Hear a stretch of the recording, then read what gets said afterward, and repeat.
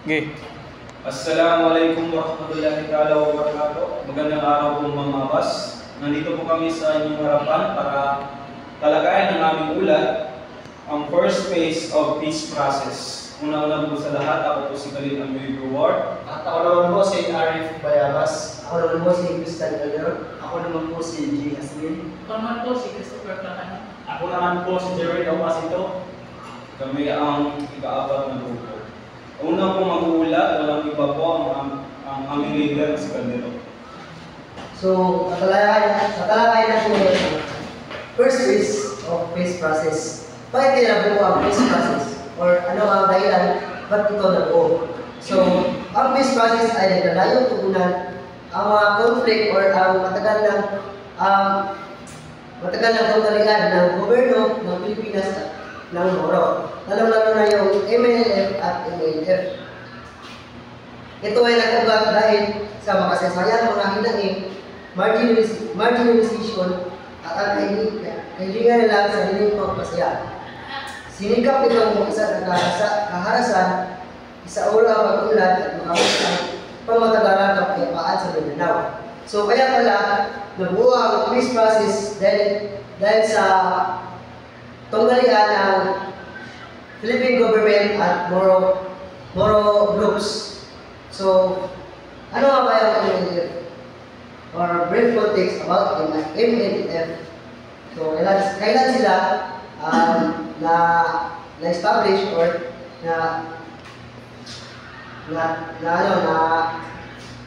nabuo. So, MNF, January 1, 1969, the Moro National Liberation Front, o MLF, was founded by Norm Miswari. So, ang MLF ay established ni Norm Miswari dahil naglalayo ito na pinatag ang isang revolusyong organisasyon na naglalayo makamit ang kalayaan para sa bangsa Moro sa katimugang Pilipinas. Partikular na sa Mindanao, Sulu at Palawan. Kaya sa magsasayang mga hinain ng kaugnayan sa politika, ekonomiya marginalization, yun din ang discrimination sa kultura at reliyon. So, si Norm Miswari ay isang former political science professor at the University of the Philippines. So, proceed na tayo sa peace process. January 13 to 27, 1975. Ito yung through the intervention of Organization of Islamic Conference, now the cooperation, the government and MLF started to face off in Jeddah, Saudi Arabia. So, ito yung may representative Pilipinas at ang Moro Group na mag-pisto in Jeddah, Saudi Arabia. So, ito at ang pinagitnaan sila ng OIC or Organization of Islamic Conference or sa ngayon ay corporation. So, these talks were aimed at finding a peace resolution to ongoing Moro conflict in Mindanao. So, ano nga ba ito ang OIC? So, sila yung mediator. Sila ay isang corporation or international organization founded in 1969 that aims to promote solidarity, cooperation, and collective interest of its member states, which primarily compose a Muslim majority countries. So, ang OIC is composed sila sa majority countries is mga Muslim or Islam. So, during the exploratory talks between the Philippines government and the Moro National Liberation Front, the Philippine government is represented by Carmelo Z. Barbero, the Undersecretary of National Defense. So, siya yung pinadala ni nangyari kasi itong peace talk nito under Marcos administration. So, siya yung pinadala ni Marcos doon para mag-representa sa Philippine government at mag-ausap yung Moro leader na si Norm Miswari. So, para i-address ang moral insurgency in Mindanao. And then, next is December 23, 1976. The government and the NALF signed the Tripoli Peace Agreement in 1976. So, dito is meron na sila agreement, ang government of the Philippines and the Moro groups. So, Philippine government and the Moro National Liberation Front signed Tripoli Agreement in Tripoli, Libya. So, kaya pala tinawag na Tripoli Agreement kasi nangyari ang gusto nila, agreement nila sa Tripoli, Libya. So, the mediation by organization of OIC with the leader of Ali Abdul Salam Triki. And then, meron siya kasama na leader din doon sa Libya na si Muammar Gaddafi. And then, mayroong mga ibang bansa na kasali doon sa agreement na naging mediator. Kasali na doon Saudi Arabia, Senegal, at Somalia. So, ano ba ang Tripoli Agreement? Ang Tripoli Agreement, ito yung agreement between Philippines and the Moro National Liberation Front, the Program Operation Islamic Conference OIC. This agreement aims to address the demands for Moro self-determination by maintaining Philippine sovereignty. So, meron sila agreement na susunod sila sa gobyerno, pero sa kanila pa rin, or sa kanila pa rin sa kanila pa rin yung pawit o hawak pa rin nila ang kapangyarihan sa gobyerno. Pero, under pa rin sa Philippine sovereignty. So, ito yung mga key agreements in Tripoli Agreement. Established for autonomy. So, the Philippine government agreed establish autonomy in 13 provinces and 9 cities in Mindanao, Sulu, and Palawan. Where Muslims were a significant population, this area identified the potential forming of autonomous region. So ito yung kinuha nila na lugar ng mga Moro. Ito yung mas maraming Muslim ang nakatira dito sa mga lugar na kanila pinili. So, next is provinces and cities of autonomy. Ito yung kasali sa establishment of autonomy. Nakuha nila ang the following areas for autonomy is the provinces of Basilan, Sulu, Tawi-Tawi, Zamboanga del Sur, Zamboanga del Norte, Norte Cotabato, Maguindanao, Sultan Kudarat, Lanao del Norte, Lanao del Sur, Davao del Sur, South Cotabato, at Palawan. Ito yung autonomy ng mga Moro. At ang cities naman ay Zamboanga City, Cotabato City, Iligan City, and Marawi City, and other regions of this province. So, ang pangatlo nila, key agreement is ang ceasefire agreement. Both parties agreed. So, both parties is nagkasundo sa pag-implementa sa immediate ceasefire to stop ongoing violence and military operation. And next is self-governance. The autonomous region would have its own administration system. So, alam niyo ba yung bar, yung may butuan, yung bumoto kayo para mapasok yung lugar sa kabilang sa bar. So, yun po ang self-governance. Ginawa yun para malaman ng mga Moro kung ano lang lawak ng kanilang lugar na masasakupan o hindi lang masasakupan. Next is respect for religion and culture. So, ang agreement emphasize for respect, tradition, religion, and culture identity of the Bangsamoro people. Next is economic development. Both parties committed to economic and social development program to improve lives of people in designated area. So, yun po ang nasusukan. At ang pang-last is implementation and referendum. A referendum was conducted to identify the provinces and cities to determine the scope of autonomy. So, ito yung referendum na nag-identify kung hanggang kailan na masakop ng Moro groups or Moro autonomy sa lugar. So, ayun po yung mga nakasunod na napagkasunduan sa Tripoli Agreement between Moro Group and Philippine government. So, susunod natin is April 1 na ikatalakay ni Mr. Pastor.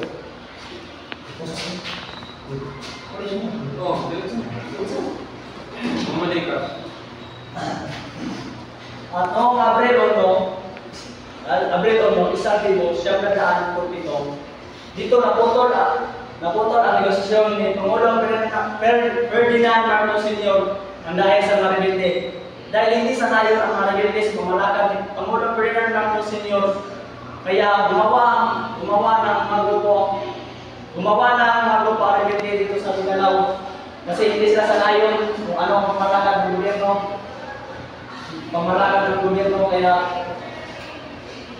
Kaya gumawa sila ng mga grupo at dumami din ang mga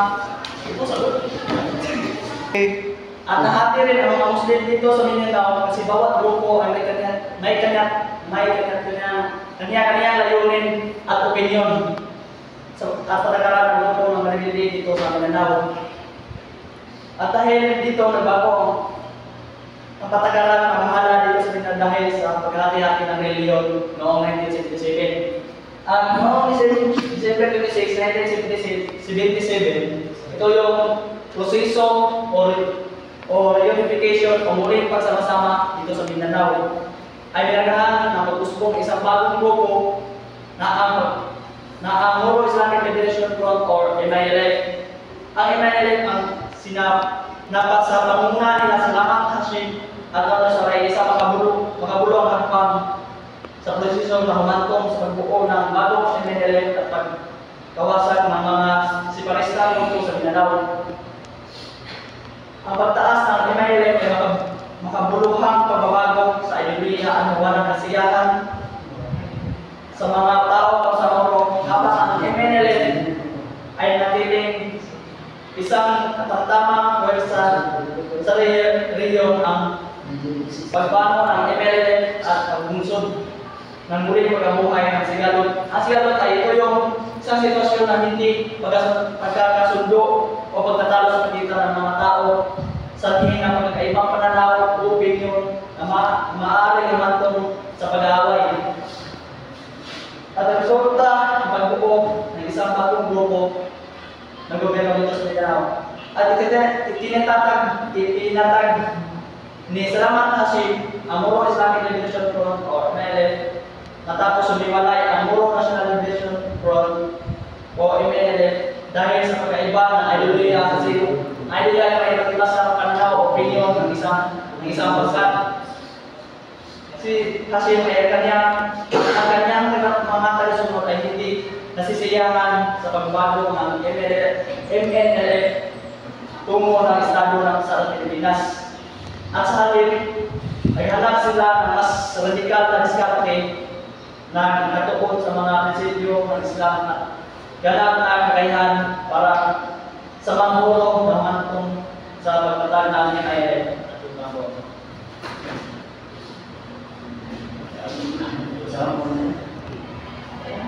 So, 1978. Sa negosyadora ng portfolio. Negotiations resumed but the government panel chose to make a shift rather than diswari. So, noong isang negosyadora ng portfolio ay nagpatuloy ang negosasyon pagpapayapaan sa pagitan ng pamahalaan ng Pilipinas at ng MNLF o ang Moro National Liberation Front. Ngunit mas pinili ng panig ng gobyerno na makipagpulong kay Salamat Hashim na siya isang pangunahing pinuno sa loob ng MNLF. Sa halip na si Norm Suarez na ang tagapagtatag at pinuno ng grupo. Ang pagbabago nito ay dahil sa panloob na divisyon sa loob ng MNLF na kung saan ay pinamumunuan ni Hashim ang isang mas katamtamang katamtaman na paksyon na nag-aangad na mapayapang resolusyon sa habang si Miswari ay umawag ng mas matigas na paninindigan sa kahilingan para sa ganap na kapayapaan. So, 1979, Miswari reverted to his former goal of secessions and renewed efforts to convince Islamic states but to no avail. Meanwhile, the government continued negotiations with the Hashim faction in Cairo. So noong 1979, si Nur Miswari ay bumalik sa kanyang original na layunin ng secession para sa MNLF at muling nagsikap na makakuha ng suporta mula sa Islamic States para sa kalayaan ng Bangsamoro. Gayunpaman, ang mga pagsisikap na ito ay napatunayang hindi matagumpay dahil si Miswari ay nagpupilit na makakuha ng makabuluhang suporta mula sa mas malawak na international na komunidad, lalo na mula sa mga bansang Islam na hindi gustong mag-endorso ng tahasang paghihiwalay. Samantala, ang pamahalaan ng Pilipinas ay patuloy sa pakikipag-negosasyon sa paksyon na pinamumunuan ni Salamat Hashim sa Cairo.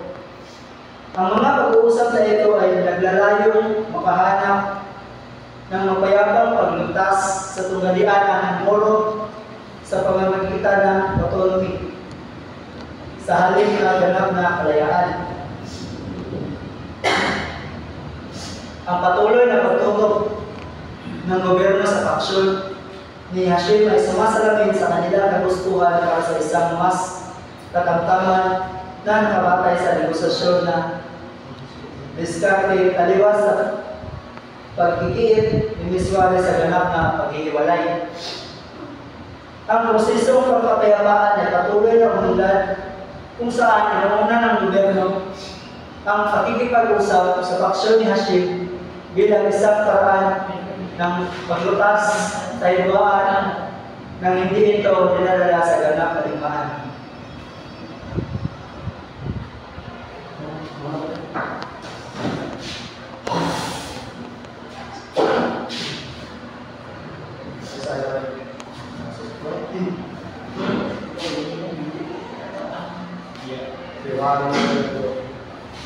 And September 6, 1986 naman, ay nagpa siya si dating Pangulong Corazon Aquino na magipag-usap sa pinuno ng MNLF or Mindanao National Liberation Front na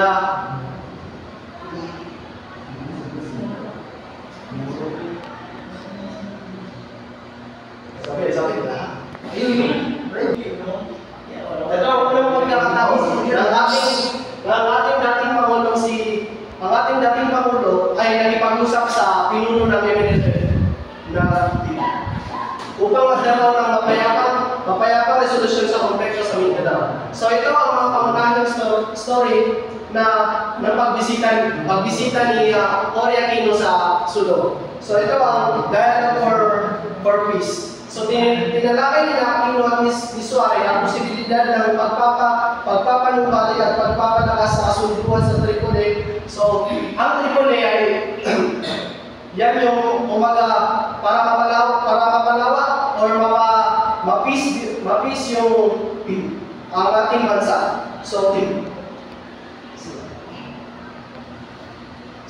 next is symbol ng pagsusumite. Ang pagbisita ni Aquino ay tinuring bilang isang pagpapagitan ng magandang nais at pagsusumite. So,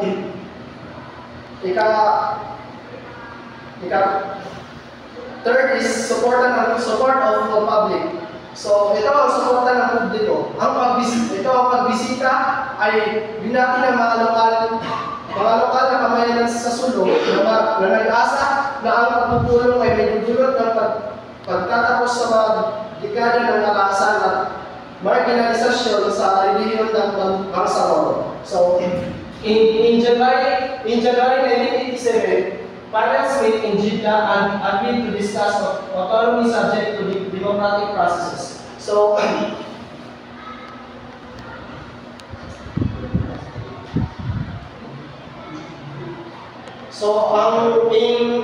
noong January 1987 daw, ay ang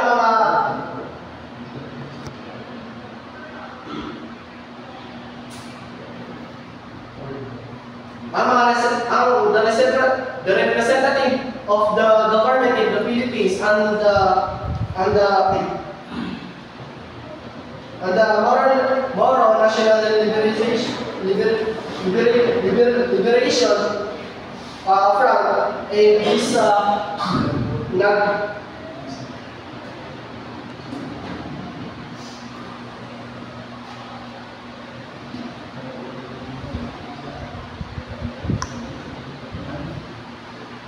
ay nagpulong ang mga pinagawa ng gobyerno ng Pilipinas at ng MNLF sa Jeddah, Saudi Arabia bilang bahagi ng patuloy na usapang pagpapayapaan at pinangasiwaan ng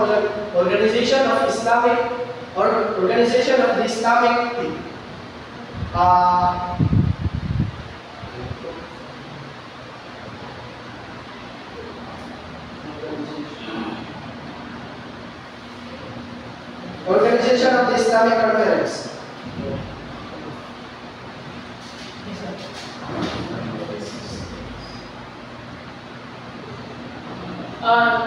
Noong Pebrero naman, 1987 ay nangyari ang kauna-unahang pagtataga ng makipag-usap sa pagitan ng pamahalang Pilipinas at Moro National Liberation Front of MNLF at sa Jeddah, Saudi Arabia. Ang pangunahing layunin ng pag-uusap na ito ay para makamit ang kapayapaan sa Mindanao sa pamamagitan ng pagbigay ng mas malawak na autonomiya o kalayaan sa Muslim na relihiyon. Ngunit diyan pa man ang pag-uusap na ito ay hindi nagtagumpay dahil sa hindi pagkuunawaan kung tungkol sa antas na ibibigay ng autonomiya sa Muslim at dahil natin sa bagong saligang batas. At ang usaping ito ay nagdulo ay nagresulta sa tinatawag nating Jeddah. Ang Jeddah naman ay isang kasunduan na layang magbigay ng isang demokratikong proseso para sa Mindanao. Kasama na ang pagtatatag ng isang autonomous region in Mindanao o ARA. At sa April 14 to 16, 1993 ay dito ay may nangyaring malaking hakbang patungkol sa usapang pagpapayapaan dahil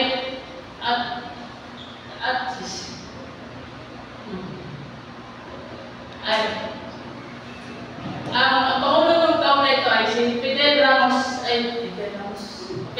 at sa pamumuno ni Pangulong Fidel Ramos ay nagbalik ang usapang pagpapayapaan. Dito ay pinirmahan ng dalawang panig ang Sipanas Understanding of 1993 at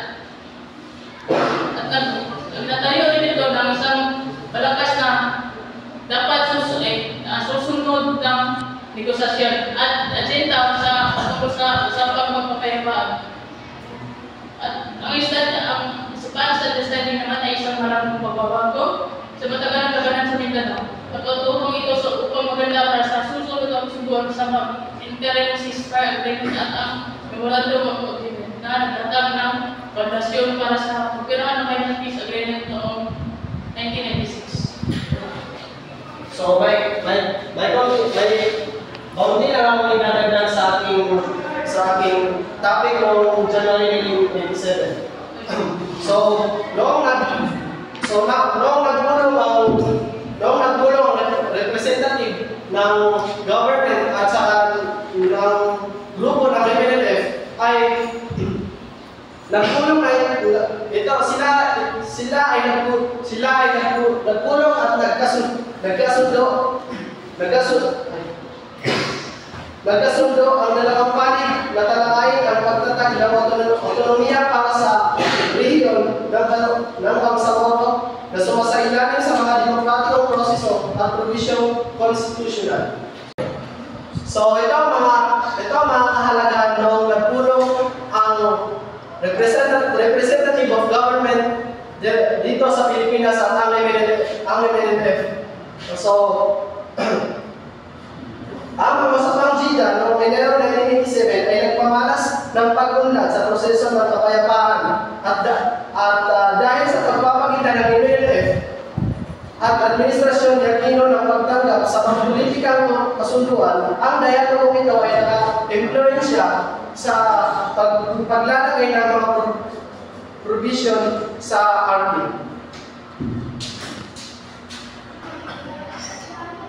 So next,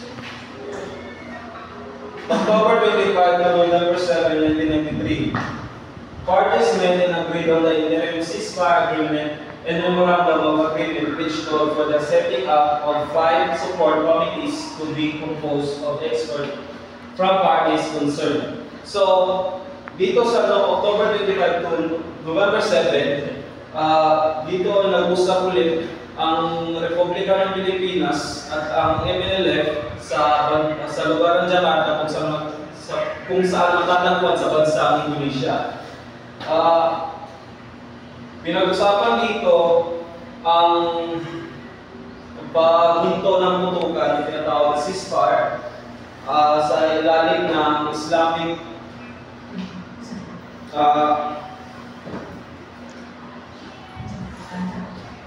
Ministerial Organization of the Islamic Conference. So, nagpirmahan dito ang dalawang panig at nagkasundo na tigil ang putukan. So, November 28 to December 2, 1994,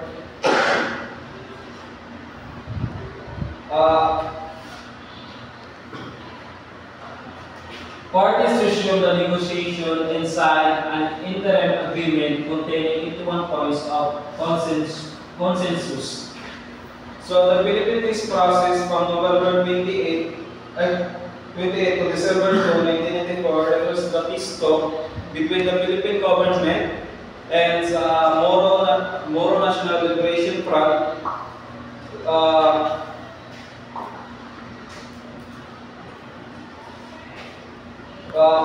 Dito nangyari yung pag-agree ng dalawang panig ay sa isang panig sa gusto ng isang panig kung saan hinihiling ng Moro National Liberation ng autonomy dito sa Mindanao. So pag sinabing autonomy, ito yung karapatan ng isang tao na mag-self-govern sa lugar. At lastly, on September 2, 1996, the government and MNLF signed the 1996 Final Peace Agreement. So, dito sa September 2, 1996, dito ang nagkasundo ang kahuli-huling Final Peace Agreement, kung saan pinag-usapan dito ang pagtapos sa hidwaan ng gobyerno ng Republika ng Pilipinas at ang Moro National Liberation Front. Sa phase 1 ng pag-uusapan nito, a 3-year transitional period with a focus of socio-economic development in the zone of peace and development. So sa loob ng tatlo, nakafocus na sila dito sa pag-develop sa kanilang lugar. Sa second phase naman, expansion of the autonomous region in Muslim Mindanao are through a popular vote. The region economy will also be open to more local and foreign investors. So, sa pangalawang phase naman, dito naman yung paglawak ng autonomous region in Muslim Mindanao, tinatawag na ARC, kung saan naalam na nila yung mga ibang tao na mag-invest sa lugar nila. And that's all.